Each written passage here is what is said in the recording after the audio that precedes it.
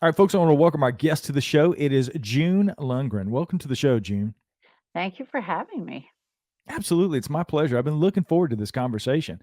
So let's get right into it. Let's talk about your journey in this paranormal world that we're living in. Why don't you take everybody back to what started you down this path and led you to where you are today? Oh, it's a long path. You haven't got enough time for that one. Uh, but when I was a child, I was when I was actually a few days old, I was dumped off on my grandmother and grandfather, who raised me for the first 5 years. And my grandmother was a psychic medium, and she could see angels and demons as well, but not in the way that I do. So she noticed right away that the animals, and my grandparents had a farm, the animals would cluster around me and always want to be near me. They'd sleep under my crib. When she would take me outside, they would come from wherever they were on the farm. And I can remember, hearing their voices. And so that was her first clue as to what was going on. And all the abilities are handed down on the female side of our family. So all the women in our family have it. And so she started training me from a young age to learn the difference between the good and the bad, what was what was negative, what was positive. And Michael, the archangel, appeared to her the same day that I was dropped off on her. And he told her that he was going to be watching over me and that it was her responsibility to start training me to learn how to do what she does, at least to that point. So I learned from a young age we would spend the evenings, her and my grandpa and I. My grandpa would just sit back and watch, and she would, you know, call an angel to her or call uh, one of her ancestors, and she would show me how to do it, and I would tell her about that. And when I was about 4.5 years old, how I saw demons changed drastically. Before, I had seen demons like most humans do, in like either a shadowy figure or a black mass, or what some people call the shadow man, things like that. But from that moment on, it changed dramatically. I saw them in their true form, and I was afraid. And Michael came to me and he says, "Don't be afraid." He says, "You're seeing them through angelic eyes.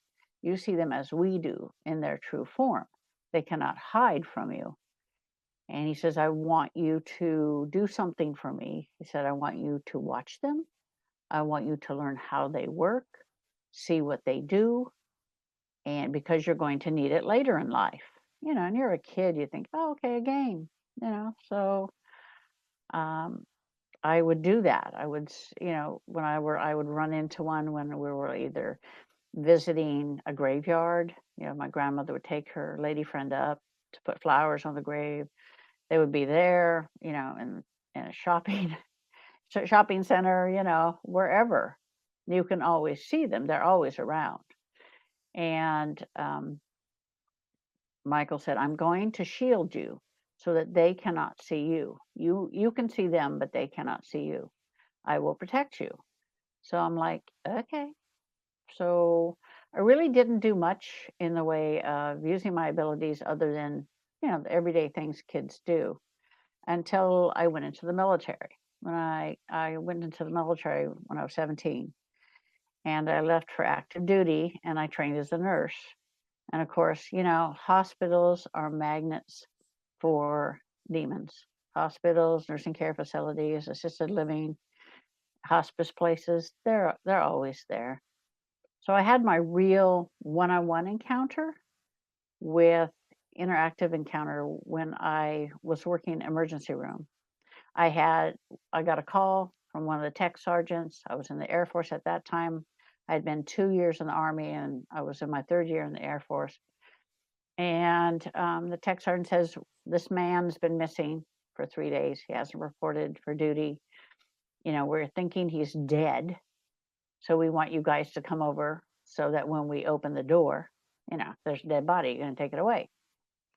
So we get there, he opens the door, and I can see the young man curled up in a ball against the wall. And over to my left, up in the corner of the room, I see a demon. And I'm like, oh, crap. And I went over to the young man, and he was barely breathing. We got him out of there, got him back to the hospital. We're in the ER room. I go out to get something to start an IV on him. And when I come back in, this demon is there, and it's leaning over him, trying to pull the life force out of him. And this was the first time I'd ever interacted with a demon one-on-one. And I looked at him and I said, this one's mine. He does not belong to you. And whatever the demon saw on my face, it like left. It was like gone out of there.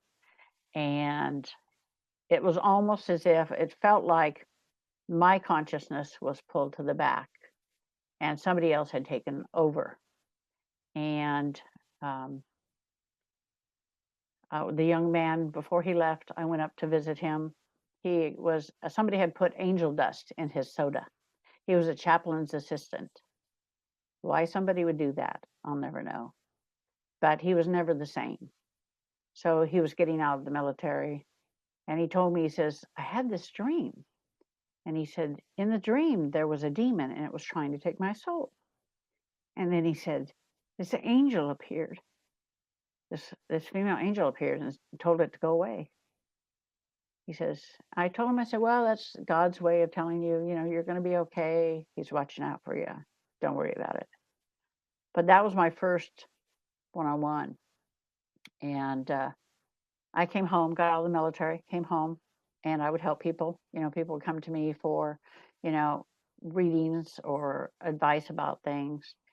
And then in 1988, I was riding, I had repossessed one of my motorcycles. And I was taking it out for a spin to make sure that it was in working order. Because I had started dating my husband at that time. And I was going to teach him how to ride.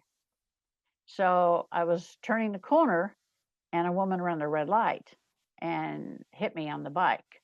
She hit me so hard it embedded the foot brake into the engine housing. And I was thrown across the street, where I was clinically dead for 2 minutes. There was a police officer that was a couple of cars back and saw it happen. And I went to the other side, and Michael and my grandparents were there. And Michael said, you're here because you need to understand who and what you are.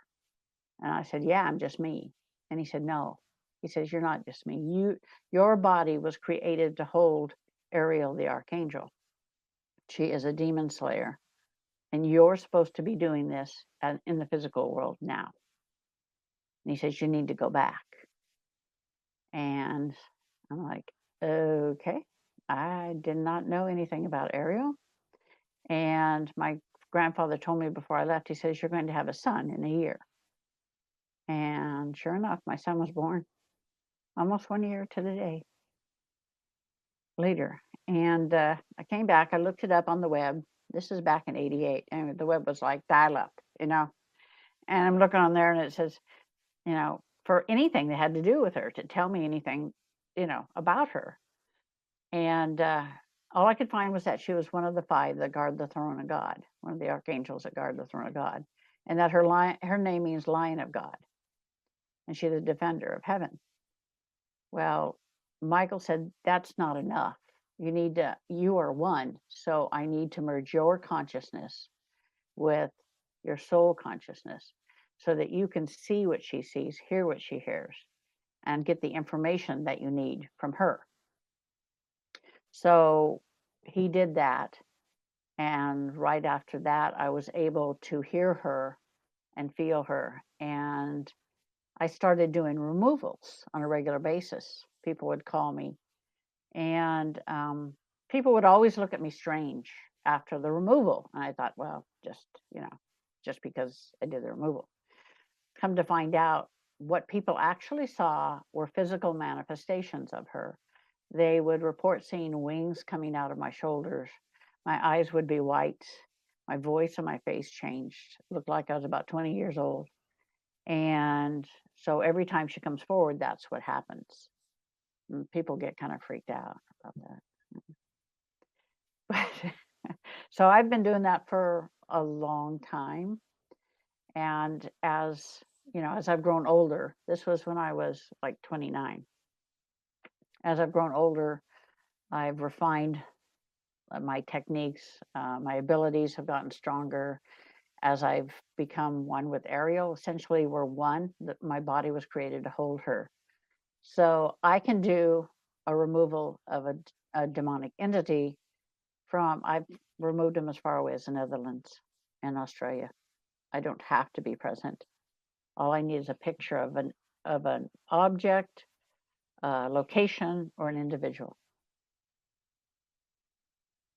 There's a ton to unpack there. Mhm. So let's go back to, I want to talk a little bit about the psychic mediumship, because I think, as simple as that sounds to you or even I in some aspects, I don't think people really understand what that means.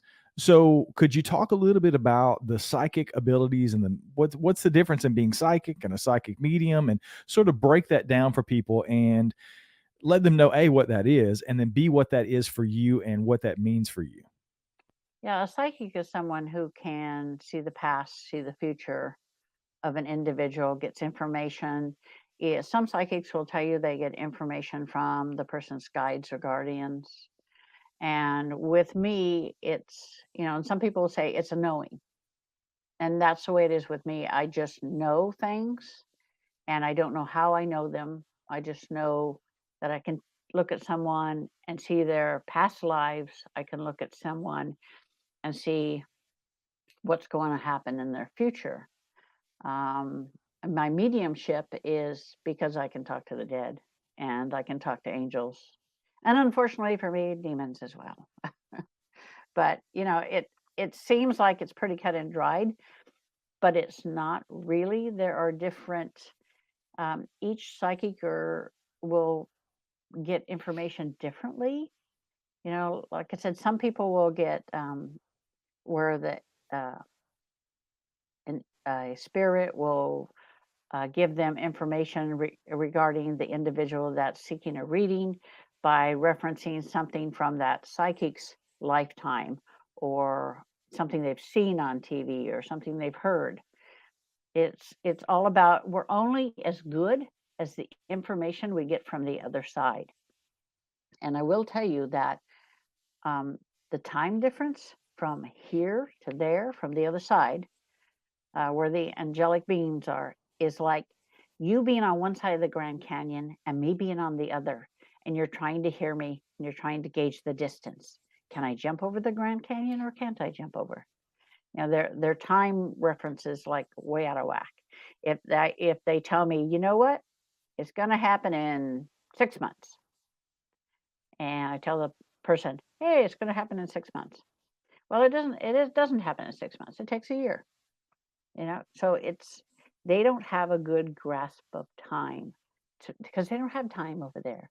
It's one of the things that when I went to the other side, I noticed that when I went there, I could hear every living soul in existence.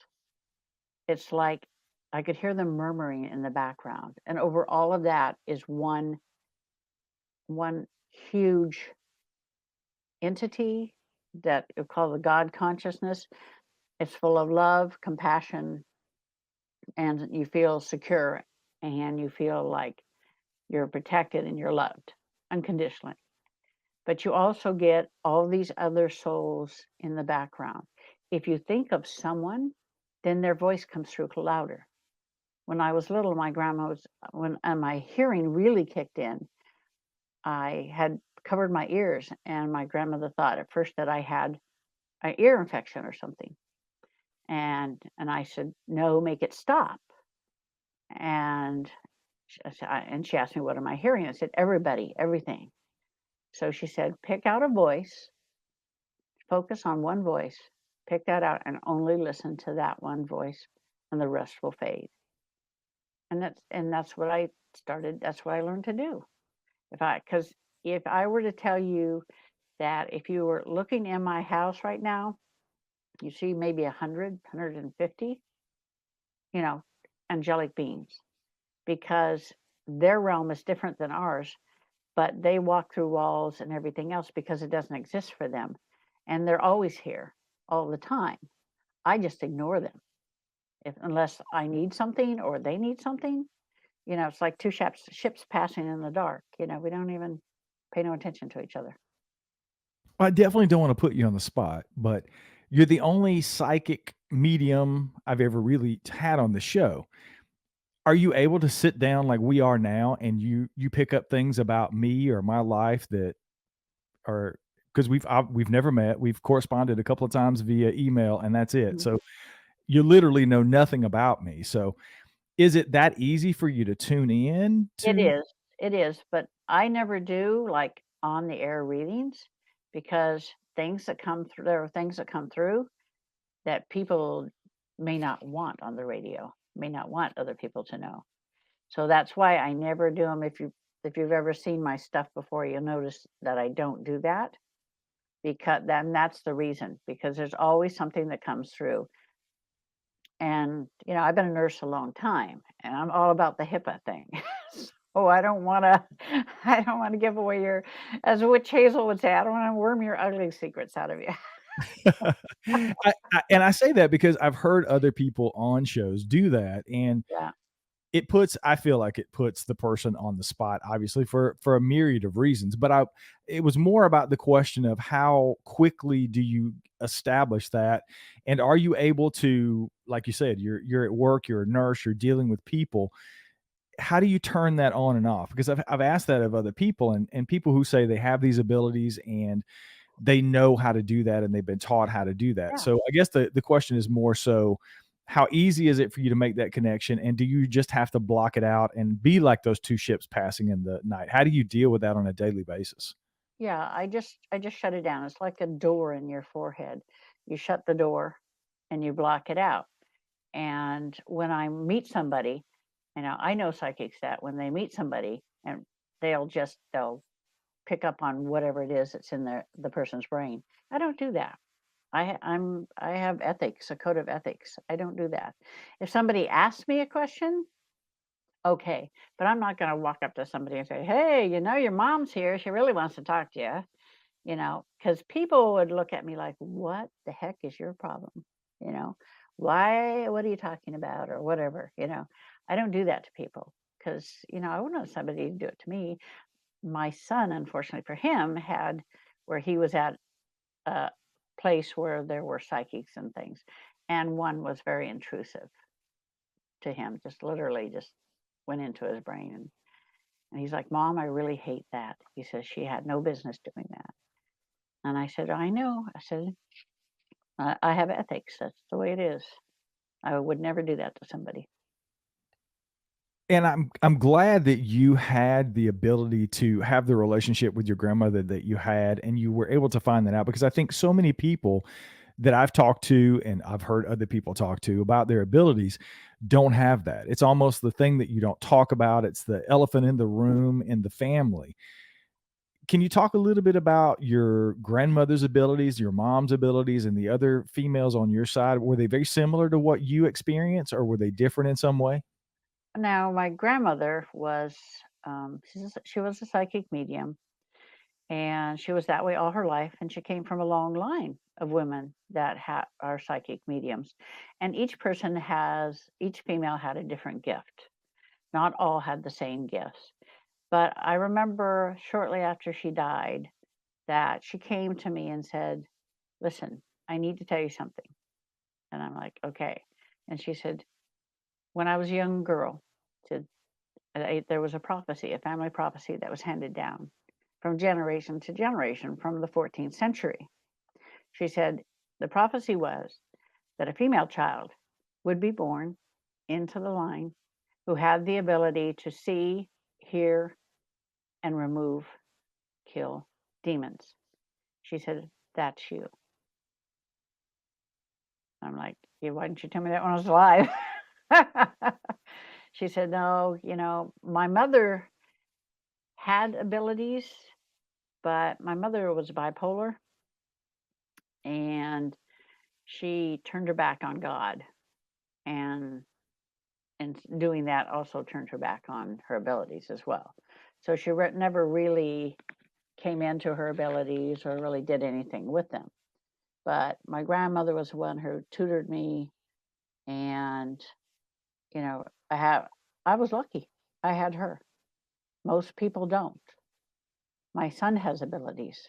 He's really just now coming into his full abilities. But, I never pushed nothing because, people come into their abilities when they're meant to come and not a moment before.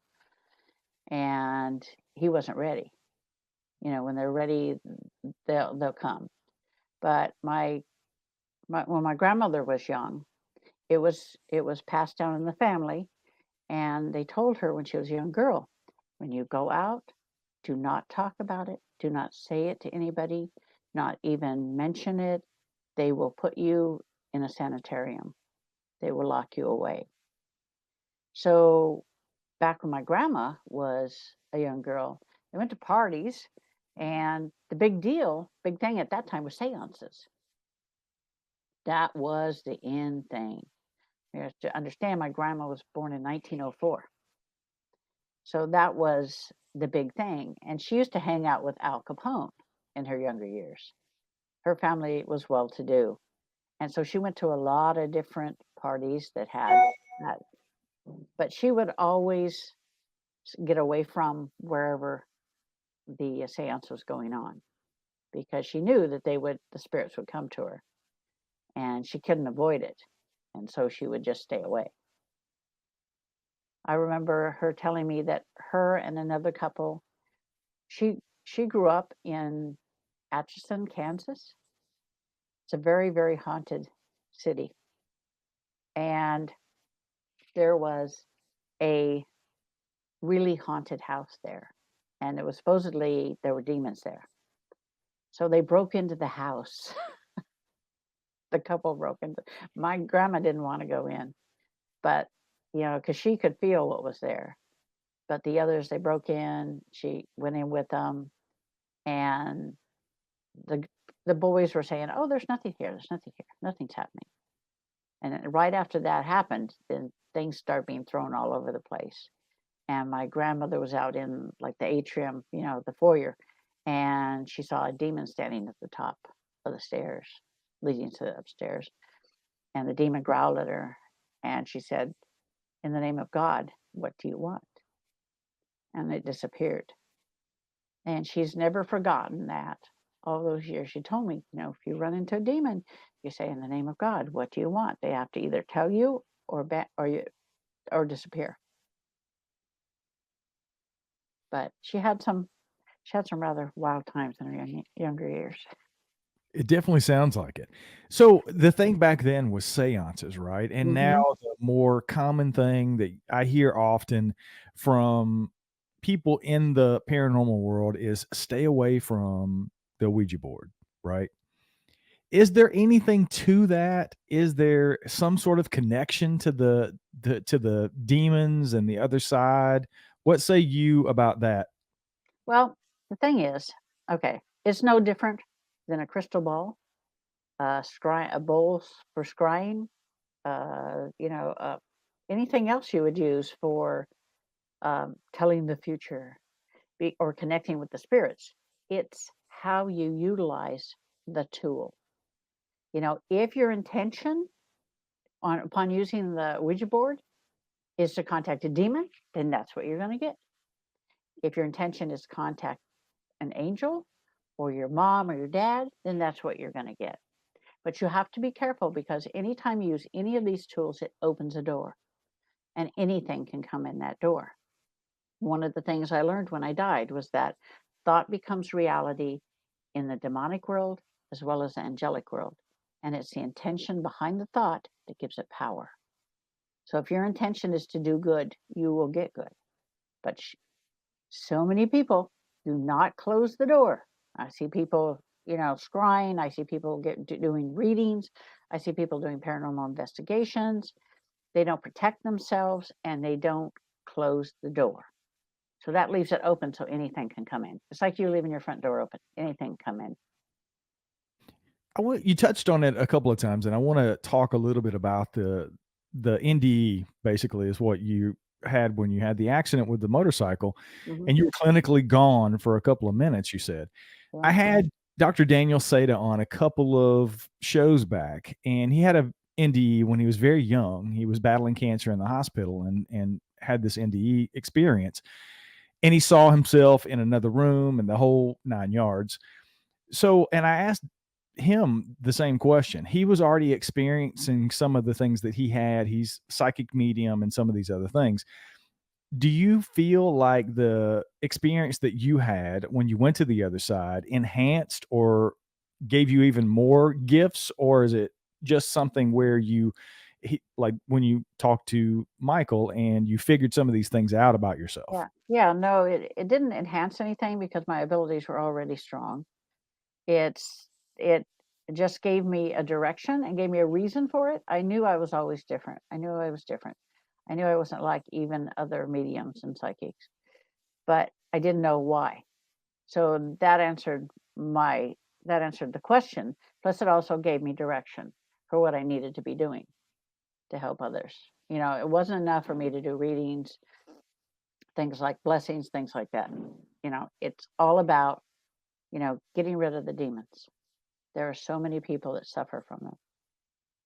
Yeah, I want to talk a little bit about that because for most people, when you talk about demons, you talk about angels and those kind of things, it's very far fetched for a lot of people, right? And I'll be honest, I'm not a religious person. I'm a more of a spiritual person. Mhm. So I have a hard time wrapping my brain around some of the things that you've talked about so far.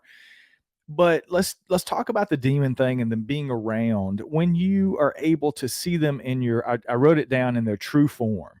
Mhm. When I think of a demon, I think of the Hollywood version of the devil or the demons that you see in The Exorcist and Yeah, the things like that. horns, everything like that. Yeah, Exactly. So definitely. when you say true form and you're able to see like the one that you saw in that room when you went in with the young man, what does that look like and how do you deal with that as when you're in the moment with this thing? The thing is that how demons work is they will look into your mind. They will pull out your preconceived idea of what they should look like, and they will amplify that tenfold, and they will make you see them as that. They cannot do that with me. They can try, but I see through them. I tell them, why are you even bothering? I mean, man, I see you for yourself. They're about 7 feet tall. They're different shades of black and charcoal, and they have a 12-foot wingspan. They're much the same size and shape as an archangel, but that's as far as it goes. Archangels are white. They have regular, what I would call humanoid features. A demon has very little facial features except the eyes. The eyes on a lesser demon or a minion, they're usually red. And the old demons are usually a gold color. They're the most powerful demons. And when you look to their eyes, you see every atrocity, every evil that you could ever think of, and 100 more. And it will give you nightmares to look in their eyes. You'll never be the same again. I've been seeing them that way since I was 4.5. I got used to it, but I've had 3 people in my lifetime so far. I've had 3 people that want to see what I see.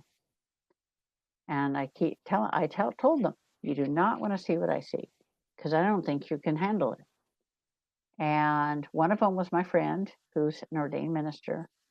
I said, okay, you want to see what I see? Hold my hand. I can let you see what I see. And so he grabbed my hand and we were in the presence of the demons. And he's like, oh my God. And I'm like, and then he pulled his hand away. I'm like, yeah. I said, that's what I see. And I had another friend who's a medium, great medium, awesome. He's a great empath. And he says, I want to see what you see. I'm like, no. He says, I want to do what you do. I said, you can't. I said, you're not geared for that. So we were at a location, and he wanted to see what I was looking at. So I said, "Okay, hold my hand." And he says, "Oh my God, there's two of them, and one's really huge." And I'm like, "Yeah." And he says, "And he's coming, it's running at us." And he let go of my hand, and I put up my hand and killed it. And he's like, "I never want to see that again. Never, ever, ever." I'm like, "It's not meant for you. You do what you do, and you're excellent at what you do." I said, "This is not for you. They would eat you alive." The third person was Zach Baggins. He saw what I saw, and it freaked him out. He ran out of the hotel afterwards. And I'm like, I'm going up the stairs, and he's like, out the door. And I'm like, okay, whatever. "I don't think that woman knows what she's doing." I'm like, "No, you don't know what you're doing." I do this all the time. Tell me, "I've dealt with demons before." I'm like, "You've had some attachments. I know that for a fact." I said, "But, so he held my hand, and he said, at first it was beautiful." He said he saw white. It was white, and it was beautiful like heaven. And then all of a sudden, a curtain came down, and he saw the demon that I had chained to the wall at the far end of the building. And he let go of my hand quickly because it attacked his lower spine. And it always attacks your weakness, always. And he's like, "I'll never forget this." I'm like, "No, you won't." And I told him, I said, do not, absolutely do not provoke. He don't listen. Okay.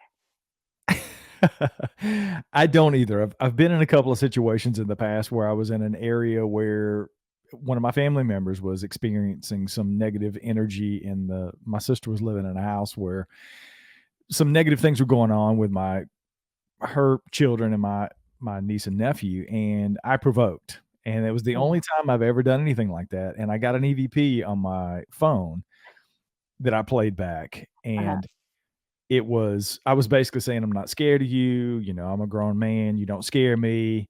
I'm not scared of you." And then I heard, "You should be," when Yeah. we played back the recording on my Mhm. phone. It freaked me out, and we got the hell out of there. And I've never done anything like that again, and I Well, never will. you So stop and think about it. Why would you provoke something that you can't see, you can't feel, you can't touch, and you can't hear? Why because would I'm you a do that? dumbass, because I'm No, a I mean, people do that all the time, and then or they'll get an attachment because of that, and then they'd be calling me on the phone. Help. Well, let's talk a little bit about that because I do have some questions about. I've been jotting down notes as you've been talking, and I guess it's sort of a two-part question. First and foremost, and this is probably a dumb question, but I'm curious because I don't know the answer to this. You say there's demons all around and they're constantly testing people and Mhm.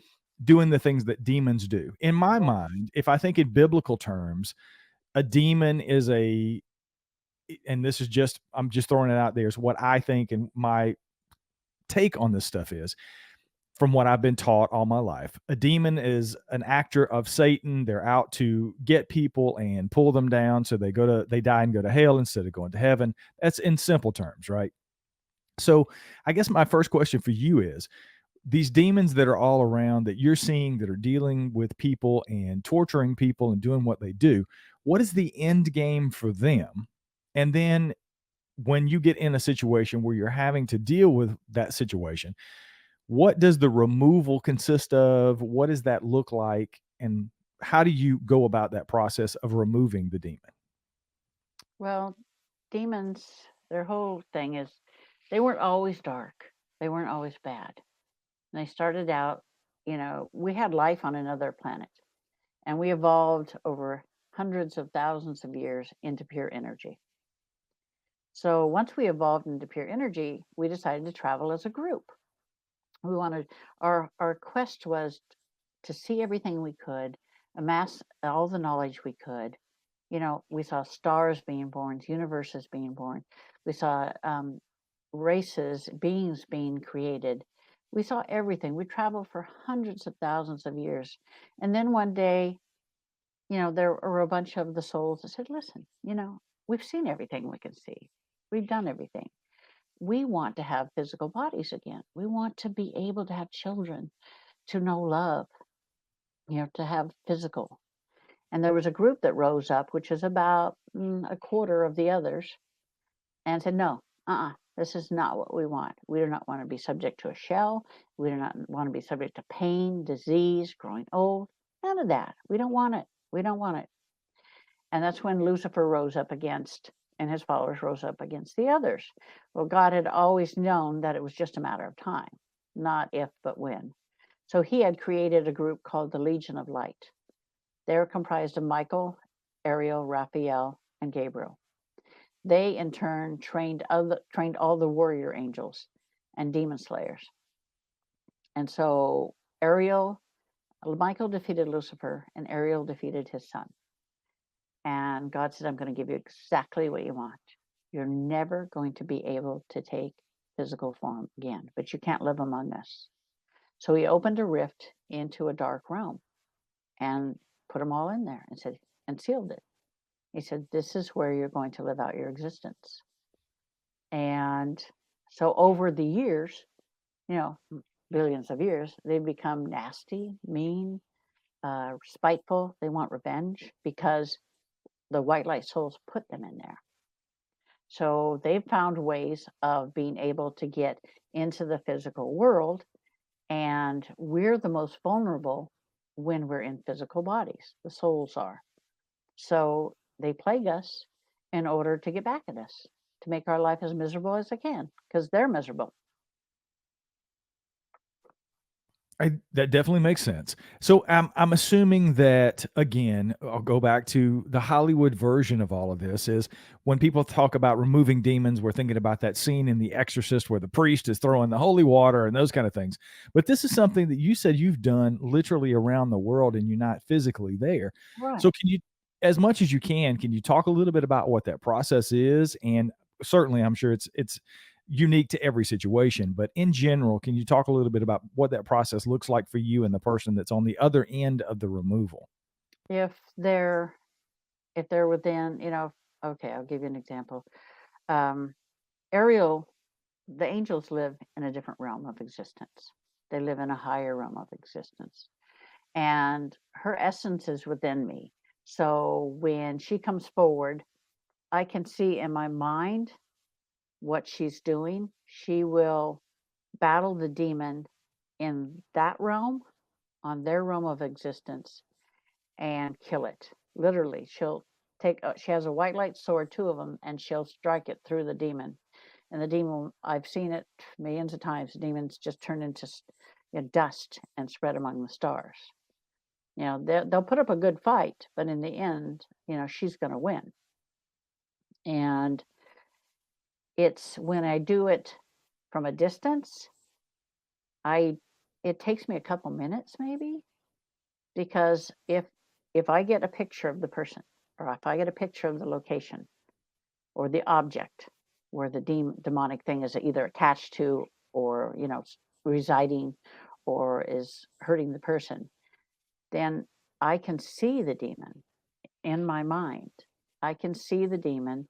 I can see what it's doing. I can reach into its mind and see how it was attracted to the person, when it started to attach itself, and what its purpose is, and what it's been doing to the individual in the physical world. So once I get that information, then I just go into the other plane of existence and kill it, because there is no distance on the other side, none whatsoever. So it's just a matter of, battling it and killing it. People, if I go in physically, I had a woman I had to do an exorcism on. She had 11 demons within her. She had been living with them for 20 years. I had my friend who's an ordained minister go with me, because God told me, he says, you need to take him with you, because he fears the dark ones, and you cannot do my work and fear the dark ones. And then I have a friend. I'm in a group called Ghosts and Girls Paranormal. It's two of us. I have my friend, and she wanted to go as well. I said, you need to prepare yourself. I said, because this is something you've never been to before. You'd never done this. You'd never been engaged in anything to do with this. So we went to the location. I knocked on the door. She opened the door, and the demon was in full control at that time. Her eyes were black, and she growled at me in Aramaic and said, "Bitch, get out," and slammed the door.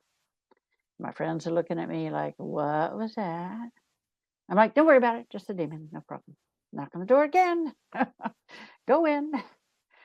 And so it took 3 hours. And the only reason it took 3 hours was because there were 11 demons. Got down to the last one. And I had removed all but the one. And I looked into its mind and found out that it was hiding from Lucifer. It was supposed to do something, and it just didn't bother to do it. Lucifer gave it a task about to kill an archbishop, and it decided it wasn't going to do it. It's just going to take off and go the other way. So I told it, I said, "I know why you're here. I know you're hiding out." And I said, "Would you like to go home?" I said, "You can go home to the light, but you'll have to answer for what you've done." And it says, "I can go home?" And I said, "Yes." I said, "I will ask Jesus to take you home." And I said, "Jesus, come forth." And this huge arm stretched out, came out of nowhere. It was blinding white light. And it reached towards the woman to take the demon home. And my friends they're standing in front of me, and the arm comes between them, and they like move out to the sides because they can see it. And then the demon at the last moment refuses. "You're lying, you're lying. I can never go home." And so Jesus withdrew his hand. I said, "So be it." I said, "Lucifer, come forth." And the figure appeared at the end of the hallway and started walking towards us. What my friends saw was a shadow figure in a fedora, double-breasted suit, spats, that type of thing. What I saw was Lucifer. And he came down the hallway, and he went to the woman, and he said, "Demon, come with." He said the demon's name. He said, "Come with me." And the demon's like, "No, I'm not coming. No." And Lucifer looked at me and said, "I know you don't want me to harm the woman, so I won't rip the demon out, but I will be back for it tonight." Then he turned around and disappeared down the hall. And I told her, I said, "The last one's, there's still one more." I said, "Lucifer will be back for it tonight." I said, "Don't worry about it. When you wake up in the morning, you'll be 100% different." So we all left, and at 3 a.m., each of us woke up in our respective beds and heard Lucifer say, "It's done." And I called the woman the next day, and she's like, "I haven't felt like this in 20 years. She says, "There's nothing here. I don't feel like there's anything here." I said, "Please go get counseling." I said, "You have PTSD after this long with these things." And to this day, this was like 5 or 6 years ago, to this day, my friend says, "You know what? As a minister, I've always known that Jesus exists. I've always known that the devil exists. But to see them basically in the same place at the same time," he said, "at first, when you called Lucifer forth," he said, "I thought you were out of your mind for a split second." He said, "But then I knew better than that." He said, he says, "I'll never forget this." And I said, "Yeah." And I said, "You won't fear the dark ones anymore either." And he hasn't. He's been working with me from time to time. Wow. So I want to shift gears a little bit and talk about something you mentioned earlier. And when I had Dr. Seda on a couple of shows ago, his guides that come, he calls them his team, Yeah, that he hears and guides him through his psychic mediumship, right. are basically extraterrestrials, right? So I want to talk a little bit about that and how that fits into all of this. For you, I don't know what that means. I don't. Some people look at angels and they think angels are ETs and interchangeable. So I just ask you the question because I've seen things that I can't explain, like craft and other Yeah. things. Yeah, I've there are extraterrestrials. I mean, I've seen them. I was 9 months pregnant sitting in front of the picture window at night, and I live out in the country, and the stars were just, it was a clear night. Here comes this craft straight across into the middle of my pasture, and then went straight up. I'm like, okay. get away from me. I don't want anything to do with you. But your guides are guides. They can show themselves as whatever they wish you to see. They can show themselves as a little old person. They can show themselves as as a bathing beauty. They can show themselves as a monster. They can show themselves as an ET. They can show themselves any way they want. If you're into that, that's how they'll show themselves to you. It's all about, what you're comfortable with. I have 2 guides that I was born with. I don't never need them because of Ariel, but they're always hanging out. One of them's my sister, one of them's my great great grandmother. So they've always been with me, but they're basically just there for comfort more than anything else. But I don't really seek anything from them because with my connection with Ariel, I can pretty much see the future. Well, unlike in your grandmother's time, you have talked about the subject. You've written numerous books on the subject. So let's talk a little bit about that. You've appeared on Coast to Coast AM and you've been on Ghost Adventures. You've been out there. So let's talk a little bit about the books. What made you decide to write the books? And can you give us sort of a synopsis of each one of the books and what we'll find if they go out and pick them up? Yeah, the first book I wrote is called A Medium's Guide to the Paranormal. And God asked me to write that book. I'm sitting there minding my own business, and God's like, I want you to write a book. I'm like, okay, what kind of book? And he's like, I want you to write a book, and I want people to understand that I know what they need. I give them what they need, which is not necessarily what they want. He said, they need to understand that. And he says, I don't care what else you put in it, whatever. And then he said, I have some prophecies here I want you to put in the book. And I'm like, okay. So he's giving me these prophecies. And I'm like, you need to elaborate because, that covers a broad spectrum here. One of them was that there would be another planet that was discovered, and it's already happened.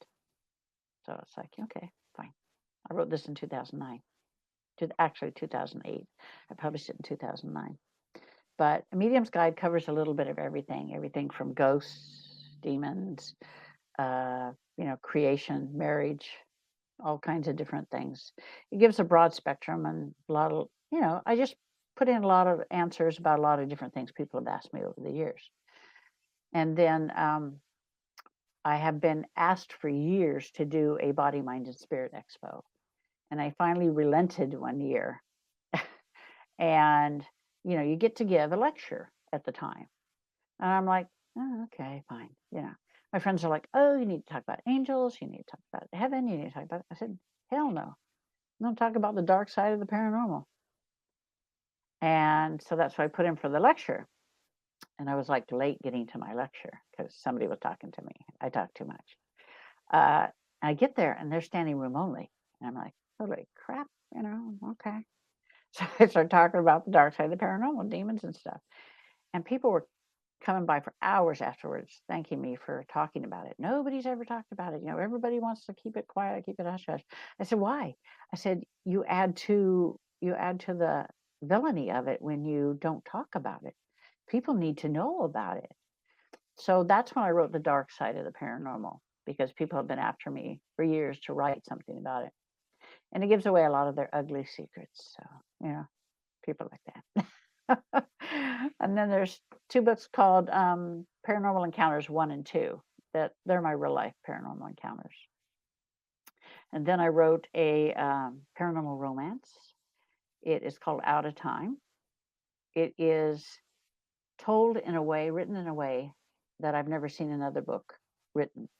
It's told from not only the hero and the heroine's point of view, but also their guides and guardians and even their animals. And then I wrote Demon Seekers, The Journey Begins.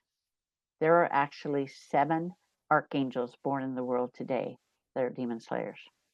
I know where they all are. I've spoken to them all. So this book, there are going to be 7 books. Each angel has its own book. Demon Seekers into The Journey Begins has already been out. I will release this month the second in the series called Demon Seekers Into Darkness. And it takes place, the climax of the books takes place in Stonehenge. I've been there a few times.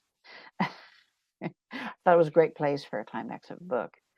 And then I have Demon Seer, which was the one I released last March, The Awakening. It talks about how the demonics are working in the world today, how they influence what they do. And there's a couple of chapters in one, it's how to protect yourself.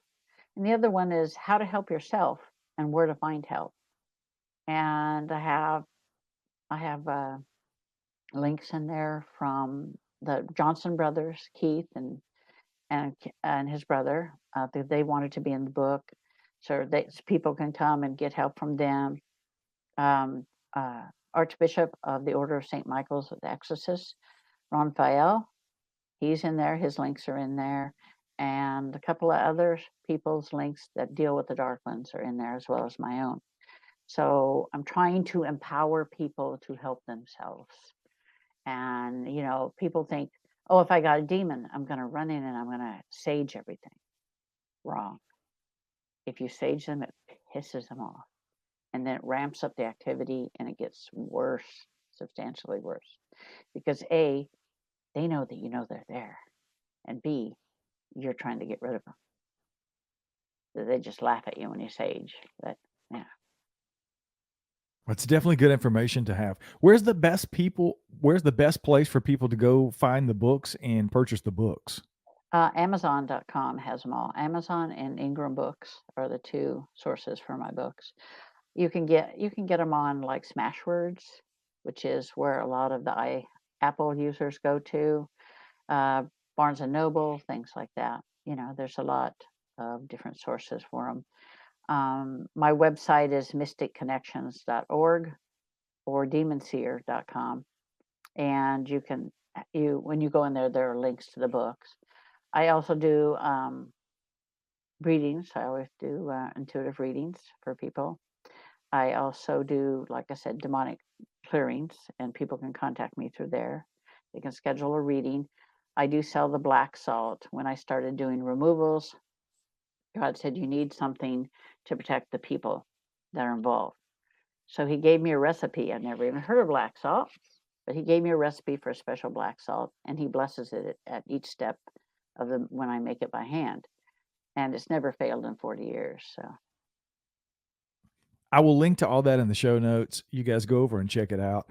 June, thanks so much for coming on the show and sharing your experiences and your knowledge. I really appreciate it. And I've had a blast talking to you. I've had a good time too.